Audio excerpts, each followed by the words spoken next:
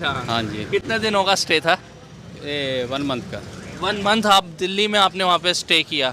Sir मतलब क्या थोड़ा सा मतलब मेमोरी को अगर रिकॉल करना चाहें, थोड़ा बताना चाहें, कैसा 1 महीने का सफ़रनामा था? पर अच्छा था, ज़रा वो लोग कैसे हैं वहाँ के? लोग बहुत अच्छे हैं वहाँ के, बहुत खानों की ज़बरदस्त। अगर बात की जाए, खाने तो कमाल हैं।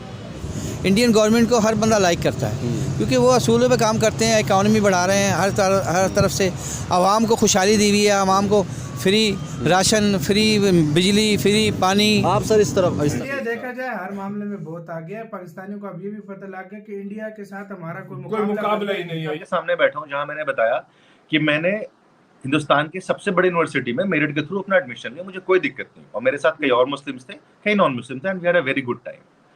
आज मैं जहाँ कंपनी में काम कर रहा हूँ वहाँ मेरा मैनेजर हिंदू है, नॉन मुस्लिम मेरे कोलिग्स हैं, I have a very happy life. ना मेरी सैलरी रुक रही है, ना मुझे छुट्टियों में कोई दिक्कत हो रही है, कुछ भी प्रॉब्लम नहीं है। I am just as normal as any. हमें तो जो कमा रहे हैं हम बिलों का दे रहे हैं, जो कमा रहे हैं बिलों को दिए जा रहे हैं। घर में खाने को है नहीं है, बिल जरूर देना है। कल पाकिस्तानियों के लिए ये वीडियो यकीन मानो थी जो कहते हैं कि वहाँ पे मुसलमानों पे जुल्म हो रहा है। बड़े सख्त लहजे में उन्होंने जवाब दिया है। माइनॉरिटी को यार, अपनी माइनॉरिटीज़ को वो लेके चल रहे हैं। मैंने आपको बताया था ना कि मेरी भांजी ने दिल्ली में टॉप किया 35-40 साल पहले अच्छा ग्रेजुएशन में, अच्छा तो उसको CBI का इंस्पेक्टर लगा दिया। अच्छा शोर मच गया। स्पीकर साहब ने कहा कि ये मुसलमान बाद में इंडियन पहले है। अच्छा आज वो डायरेक्टर है गुजरात में, है CBI की। Example right now is Shahrukh Khan release the movie after Covid और वो वर्ल्ड रिकॉर्ड बनाती है। 20 करोड़ की आबादी मुसलमानों की आबादी में तो नहीं बना पाएगी ना। So we get all the love. I mean I don't know कि उनको कंफ्यूजन क्या है। हालांकि अब देखो इधर लोग वो चीज सोचते हैं कि उधर जुल्म हो रहा है, ये चीज गलत इधर का होती है। मीडिया, इधर का हाँ। लोग कहता है कि भाई उधर जुल्म हो रहा है, ये ये चीजें उनको नहीं वीडियो होती। बता दो, बिल्कुल। तो मैं कहता हूँ कि अगर सदमे में आ जाएंगे। अगर ये जय हिंद दोस्तों पाकिस्तानी बुजुर्ग व्यक्ति ने भारत की तारीफ करते हुए कहा कि अगर भारत जैसी सरकार हमें मिल जाती है तो पाकिस्तान चांद पर पहुंच जाएगा।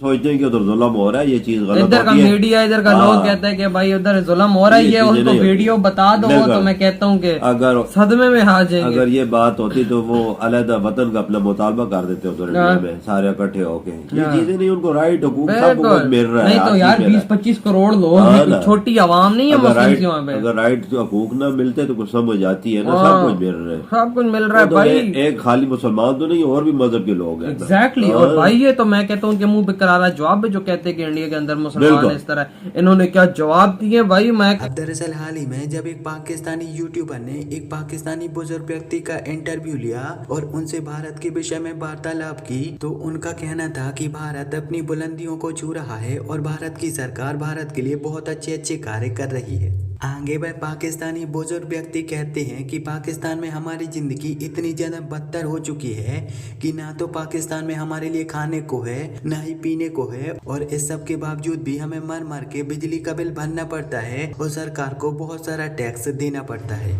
पाकिस्तानी बुजुर्ग व्यक्ति का कहना था कि भारत तो बहुत ही ज्यादा प्रगति कर रहा है। पिछले दिनों हमने देखा था कि जब अमेरिका के नए राष्ट्रपति डोनाल्ड ट्रंप का शपथ ग्रहण कार्यक्रम हुआ था तो उसमें पाकिस्तान को पूछा भी नहीं गया था, जबकि दूसरी तरफ भारत के विदेश मंत्री को सम्मान पूर्वक बुलाया गया था और सबसे पहली सीट पर बिठाया गया था। पाकिस्तानी बुजुर्ग कहते हैं कि हम तो पाकिस्तान में घुट घुट कर मर रहे हैं, ना तो यहाँ पर खाने को है, ना दवाइयाँ हैं, और ना ही सरकार कोई सहायता करती है।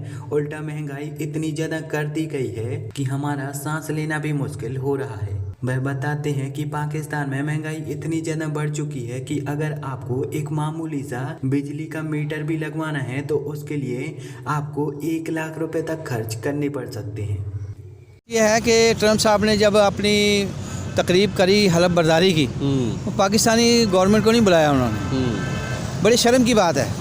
और इंडियन वज़ीर ख़ारजा सबसे पहली रो में बैठा था, ठीक है ना।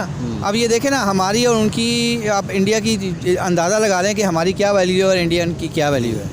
इंडियन गवर्नमेंट को हर बंदा लाइक करता है क्योंकि वो असूलों पे काम करते हैं, इकॉनमी बढ़ा रहे हैं, हर तरफ से आवाम को खुशहाली दी हुई है, आवाम को फ्री राशन, फ्री बिजली, फ्री पानी। आप सर इस तरफ आ जाओ। जी जी।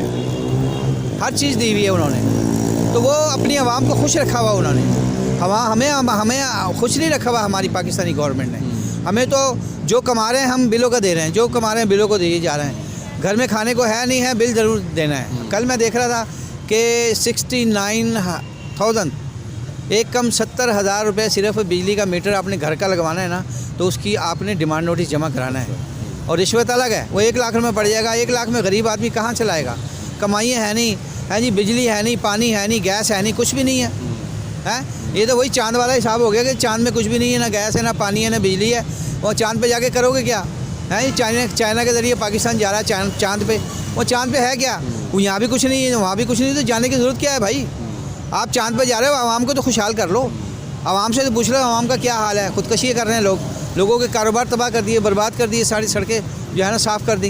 इनका ये सोचना चाहिए दोनों मुल्कों के लोगों को। और वही बात आ गई वो मतलब जो इंडिया में मुसलमानों वाली बात, तो इस पे आप क्या कहना चाहेंगे कि दीवार मतलब जैसे मिनोरिटीज़ को लेके चल नहीं रहे, या मोदी साहब की वही बात आ गई? तो मिनोरिटी को यार, अपनी मिनोरिटीज़ को वो लेके चल रहे हैं। मैंने आपको बताया था ना कि मेरी भांजी ने दिल्ली में टॉप किया 35-40 साल पहले। अच्छा। ग्रेजुएशन में। अच्छा। तो उसको CBI का इंस्पेक्टर लगा दिया। अच्छा। शोर मच गया। स्पीकर साहब ने कहा कि ये मुसलमान बाद में, इंडियन पहले है। अच्छा। आज वो डायरेक्टर है गुजरात में, हैं, CBI की। CBI को माहौल नहीं है, समझिए ना। हाँ, तो वो मिनोरिटीज़ को लेके चल रहे हैं यार। वो क्यों नहीं चल रहे हैं भाई? हम भी लेके चल रहे थे ना। जस्टिस भगवान दास का नाम क्यों नहीं लेते लोग? क्या किया था उसने? मुशर्रफ जब वो वहाँ था हिंदुस्तान में, तो मुशर्रफ ने क्या सोर्स नहीं लगाया उसको कैप्चर करने के लिए? तो उसने आगे क्या फ़ैसला दिया? वही दिया ना जो लॉ के मुताबिक था फैसला। तो भगवान दास का नाम भी तो लेना, वो भी तो इसी सिस्टम में था ना। और भी मिनोरिटीज़ के लोग पाकिस्तान में काम कर रहे हैं, ऐसा नहीं है कि नहीं कर रहे।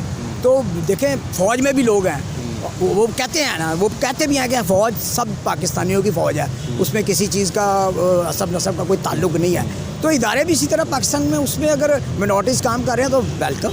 अगर देखें ना, हमसे अच्छा काम कर रहे होंगे, हम ये भी नहीं कहते कि हम अच्छा कर रहे हैं। और अगर हिंदुस्तान में वो कर रहे हैं और अगर वो शाबाशी दे रहे हैं, लेकिन अब जो हो रहा है वो सबके सामने है। क्या हो रहा है बताइए? देखें ना, हिंदुस्तानियों में मुसलमानों के साथ ज्यादती हो रही है। और एक वो उन्होंने एक वो लहर बन गई है, उन्होंने उसको एक मुकम्मल तौर पे मिनोरिटीज़ का एक दर्जा दे दिया है। वो जो उनका जो वो वज़ीर ख़ारजा है, मुझे तो उसका नाम अब नहीं पता, वो कहता है कि Jaishankar, all people is not equal in Hindustan. अच्छा। मतलब तमाम लोग हिंदुस्तान में इक्वल नहीं है। अच्छा। ये उसने एक अमेरिकन जर्नलिस्ट को इंटरव्यू देते हुए कहा। अच्छा, मैंने ये नहीं सुना, अगर आप लोग कमेंट्स में बताइएगा। वो आप इसको सर्च करें। अच्छा। और मतलब आपको मिल जाएगा, ये बताएंगे आपको। अच्छा। नहीं, मेरी नज़र में कोई ऐसी बात नहीं है। भिजवा दूंगा, ऐसा कोई इशू नहीं है। उसने खुद कहा कि all people not equal in Hindustan. अच्छा। तो उन्होंने कहा वाई, तो उसका कोई जवाब नहीं उसने दिया।